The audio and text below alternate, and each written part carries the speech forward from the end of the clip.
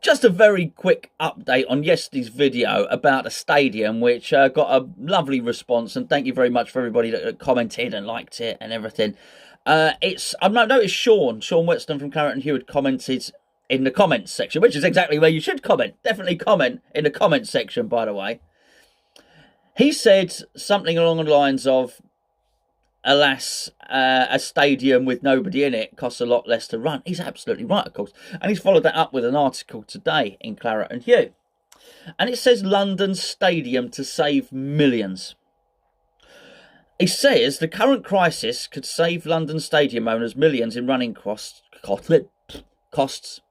in a bizarre twist of fate. London Stadium owners have previously claimed that each West Ham match costs them £250,000 in operating costs, despite bringing in just £100,000 a game in rent from the Hammers. Not staging the final 5 home games of the season could potentially save the public taxpayer £750,000, £750,000. But that would be dwarfed by not moving the seats this summer. If Major League Baseball, the Green Day music concert, and the Athletics are all cancelled this summer, London Stadium owners can leave the stadium in football mode to save a further £6 million. That's basically just by not moving the seats. Even if the London Stadium makes the £6.75 million of additional savings, the ones that we just mentioned, it won't put a massive dent in the £29 million annual loss. But the sad truth is, it's cheaper to have no sport in it to save on the running costs. I know I did a video yesterday. The numbers shouldn't be shocking when I read them. They're still shocking. £29 million a year. And even at best, when you're saving it, it's still going to make a loss of at least £22 million a year. I think it's mad. I really do. But the bit that really caught my attention, listen to this. London Stadium owners. What's an owner? I can't even speak today. I don't know why I'm doing a video. You just go and watch somebody that can talk, by the way. London Stadium owners have previously claimed each West Ham match costs them £250,000 in operating costs, despite bringing in £100,000 a game. That's it. The stadium, when match day starts, the stadium brings in £100,000. By the time the match day is finished, it's cost the stadium £250,000. The stadium loses £150,000 just by staging a game of football. That is not sustainable in any way, shape or form. Yes, I know it's another way of saying what I said yesterday, but sometimes when you just look at the figure, you think that is stark. I bet, and this is what struck me when I read it, you know when like the FA Cup draws happening and they're picking the balls out of hats. It's not a hat, is it? It's a bag. They're not picking the balls out of a hat, they're picking the balls out of a bag. I bet the people at the London Stadium are thinking, please no home game, please no home game, please no home game. And I wouldn't blame them. Why?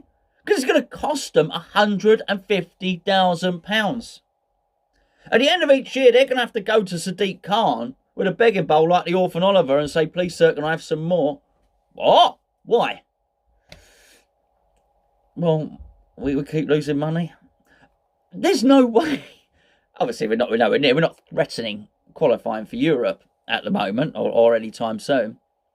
But I bet there's a collective sigh of relief inside the number crunchers in the London Stadium who are thinking, thank goodness. Thank goodness this mob are rubbish at playing football, so they can't qualify for Europe because Europa League games, they get in that group stage. West Ham getting in the group stage could basically make, I don't know, I should have done the sums really, shouldn't I? But West Ham make the group stage of the Europa Cup and the previous two beforehand. Maybe the stadium loses another £1 million. It's unsustainable. Something will give. Something has got to give. I'm telling you. It will not carry on. There can't be the appetite with the taxpayer. Look, we were unpopular anyway.